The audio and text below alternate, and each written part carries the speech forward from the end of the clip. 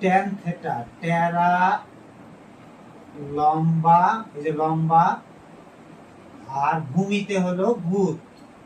তাহলে মুখস্থ করার কৌশল, ট্যান থেটা টেরা লম্বা, এই যে লম্ব, ভূত এই যে ভূ, কবরে ভূত আছে, কস থেটা ভূ, এই যে ভূমি, আছে এই যে অতিভূত। সাগরে লবণ আছে, সাইন থেটা সাগরে, লম্ব লবণ, আছে অতিভূত। তাহলে কস থেটা সমান 1 by sec theta, sec theta সমান 1 by cos theta, sine theta সমান 1 বাই কসেক থেটা, আর এই কসেক থেটা চলে গেছে ওখানে, সাইন থেটা আসছে এখানে, ট্যান থেটা চলে আসবে এখানে, আর কট থেটা চলে যাবে এখানে, tan theta 1 by cot theta, cot theta সমান 1 বাই ট্যান থেটা। এগুলো সবই বিপরীত, একটু খালি খেয়াল রাখবে।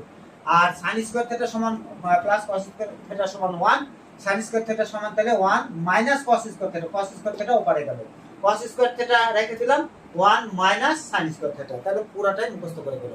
ধন্যবাদ শিক্ষার্থীরা।